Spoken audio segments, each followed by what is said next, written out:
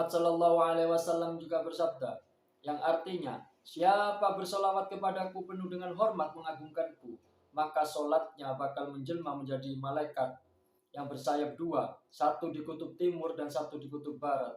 Kedua kakinya di bawah bumi yang ketujuh, di bawah bumi tujuh, lehernya melekat di arash, dan Allah Subhanahu wa Ta'ala berfirman kepadanya, ya malaikat, bersolawatlah untuk hambaku ini, sebagaimana ia telah bersolawat kepada nabiku Muhammad Sallallahu Alaihi Wasallam.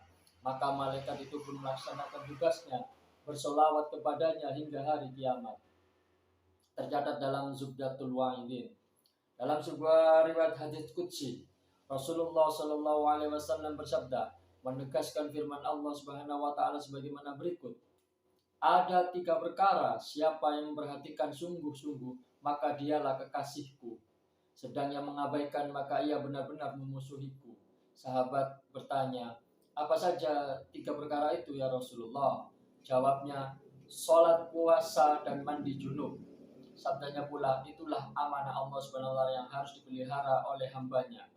Ada 3 hal perlu dicatat, yaitu sholat, puasa, dan mandi junub. Yang dimaksud 3 hal tersebut yaitu menegakkan sholat tepat pada waktunya, menyempurnakan hal-hal yang fardu, yang wajib, dan yang sunnah dalam melaksanakannya, sehingga jika sholat tidak dikerjakan tepat waktunya berarti ia termasuk mengabaikannya. Menunjuk pada hadis berikut bahwa Nabi Muhammad SAW bersabda, di malam Isra Mi'raj, aku di langit melihat banyak orang pria ataupun wanita tengah melabrak diri mereka masing-masing dengan memukul kepalanya sendiri. Darah mengalir akibat pukulan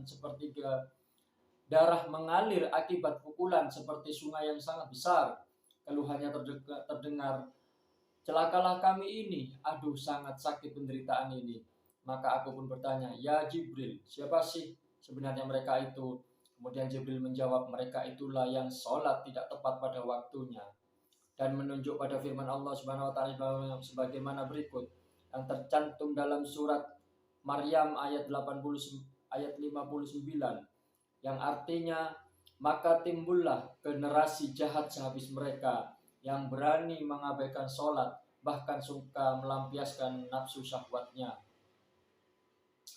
Demikian orang-orang yang meninggalkan sholat berjamaah, seperti yang diceritakan dalam hadis, bahwasanya seorang pria menghadap Nabi Muhammad SAW dan berkata, semalam aku bermimpi seolah-olah kedua tanganku menggenggam uang dinar, kemudian masing-masing dari 20 dinar dan 4 dinar. Kemudian yang uang 20 dinar itu lenyap jatuh dari tanganku, sedangkan yang 4 dinar di tangan satunya berubah menjadi bara merah. Maka bertanyalah beliau Sallallahu Alaihi Wasallam, apakah kamu sholat isya berjamaah? Jawabnya, tidak ya Rasulullah. Akhirnya dijelaskan kepadanya bahwa dinar yang terlepas dari tanganmu itulah fadilah sholat berjamaah yang kau tinggalkan, sedangkan 4 dinar yang berupa batu bara merah itulah sholatmu di rumah yang tidak diterima. Tertuang dalam Zuhratul Riyad. Nabi Muhammad Sallallahu Alaihi Wasallam juga bersabda, yang artinya, siapa yang aktif menegakkan sholat, memeliharanya sampai meninggal dunia, maka sholat itu baginya menjadi nur, petunjuk, dan penyelamat kelak di hari kiamat. Namun sebaliknya, siapa yang mengabaikannya, maka ia tidak bercahaya, tidak dapat petunjuk, dan tidak selamat kelak di hari kiamat. Tertuang dalam Tabyinul Maharim. Nabi Muhammad SAW juga bersabda, yang artinya, ada 10 golongan manusia yang tidak diterima sholatnya, yaitu 1. Pria sholat sendirian tanpa bacaan. 2. Seseorang yang aktif sholat tapi zakatnya tidak dibayarkan. 3. Pria yang menjadi imam padahal masyarakatnya sangat membenci kepadanya. 4. Pria yang kabur atau melarikan diri sedang ia menjadi hamba sahaya. 5. Pria peminum arak, whisky atau sebangsanya dan tidak mau berhenti dari perbuatannya. 6. Wanita atau istri yang dimarahi suaminya akibat penyelewengan yang diperbuatnya atau durhaka terhadap suaminya. 7. Wanita yang sholat tanpa berkerudung. 8. Penguasa pemerintah atau pemimpin yang sombong dan penganiaya. 9. Seorang pria penyantap harta riba. 10. Pria yang aktif sholat, tapi sholatnya tiada berarti, ia tetap berbuat keji dan mungkar. Nabi Muhammad SAW juga bersabda, siapa yang aktif mengerjakan sholat, tapi ia tetap dalam perbuatan keji dan mungkar, sehingga tiada guna sholat baginya, bahkan dapat mengundang kemarahan Allah serta menjauhkan dari rahmatnya. Hasan berkata, jika sholatmu tidak dapat menghentikanmu dari perbuatan keji, maka kamu tidak disebut pelaku sholat, sebab sholatmu ditolak. Bahkan di hari kiamat sholatmu dikembalikan padamu, kamu seperti bentuk gombal yang kotor. Tercantum dalam Mukasyafatul Qulub. Dari Mu'adz bin Jabal dan dari Jabir bin Abdullah radhiyallahu an, keduanya berkata, di malam Isra Nabi SAW naik ke langit dan beliau melihat para malaikat di langit pertama berzikir kepada Allah sejak diciptakan oleh Allah Subhanahu wa taala. Lalu di langit kedua melihat para malaikat rukuk sejak diciptakan oleh Allah Subhanahu wa taala. Mereka tidak mengangkat kepala sama sekali. Dan di langit ketiga melihat para malaikat bersujud sejak diciptakan oleh Allah Subhanahu wa taala. Mereka tidak mengangkat kepala sama sekali, kecuali ketika diberi salam oleh Nabi Muhammad SAW.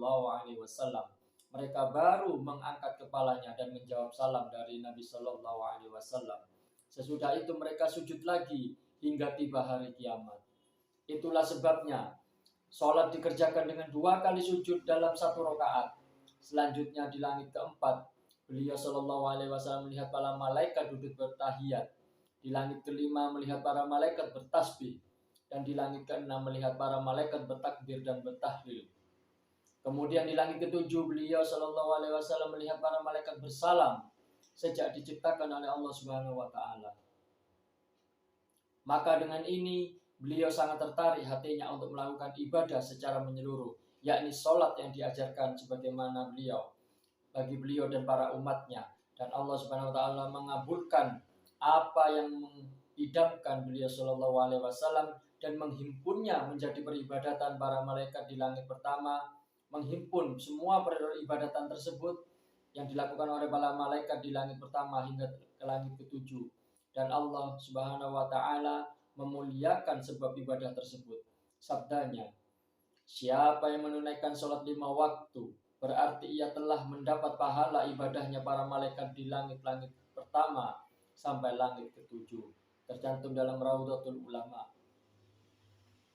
Nabi Muhammad SAW juga bersabda, yang artinya sholat adalah kesenangan Tuhan, tindakan para nabi, kecintaan para malaikat, nur makrifat, pokoknya iman, menyimpan rangkaian doa-doa wajib, dikabulkannya amal-amal, memberkati harta dan pekerjaan, senjata ampuh untuk melawan musuh, membuat setan-setan benci, dan menjadi syafaat sewaktu dihadapi malakul maut, menjadi pelita di alam kubur sampai hari kiamat, menjadi peneduh tempat berteduh kelak di hari kiamat, mahkota pada kepalanya, menjadi pakaian pelindung tubuhnya dari siksa neraka, menjadi pembela di depan pengadilan Allah Subhanahu wa taala, menjadikan berat amal baik dalam timbangan, memudahkan lewat di atas sirat, dan sebagai kunci pembuka surga. Dalam suatu riwayat yang lain, Nabi Muhammad SAW juga bersabda, yang artinya, kelak di hari kiamat bakal muncul Quraisy, nama hewan neraka jahanam. Ia keturunan kala ataupun kalajengking yang panjangnya jarak antara langit dan bumi, sedangkan lebarnya sebagai lebar kutub timur sampai barat. Dan ketika ditanya oleh Jibril, hendak kemana engkau dan berurusan dengan siapakah kamu Quraisy? Jawabnya, aku tengah berurusan dengan 5 macam golongan manusia, yaitu 1. Yang meninggalkan sholat, 2. Yang menentang atau enggan memberikan zakat hartanya, 3. Yang durhaka terhadap kepada ayah ibunya atau kedua orang tuanya, 4. Yang suka minum minuman atau arak atau whisky yang beralkohol atau sebangsanya, 5. Yang menjadikan masjid sebagai tempat diskusi urusan duniawi. Berkaitan dengan firman Allah, sebagaimana Allah Subhanahu wa taala juga berfirman di dalam surat Jin ayat 18, yang artinya, sungguh masjid-masjid itu adalah kepunyaan Allah, maka janganlah kamu menyembah seseorang pun di dalamnya di samping menyembah Allah. Dimaksudkan di sini adalah tujuan dalam masjid itu untuk benar-benar beribadah kepada Allah, bukan untuk membahas hal yang berbau duniawi. Oleh sebab itu, pandai-pandailah kita semua ini, wahai orang-orang mukmin yang berakal sehat, dalam memetik iktibar, supaya kita semua ini tidak termasuk dalam golongan manusia-manusia yang lengah, tertuang dalam Zubdatul Wa'idin. Demikianlah pembahasan tentang fadilah sholat berjamaah. Semoga bermanfaat bagi kita semuanya, baik di dunia maupun di akhirat, dan kelak kita dimudahkan dalam urusan agama hingga mendapatkan syafaat dari Nabi Muhammad SAW. Amin amin ya rabbal alamin. Wabillahi taufiq wal hidayah. Wassalamualaikum warahmatullahi wabarakatuh.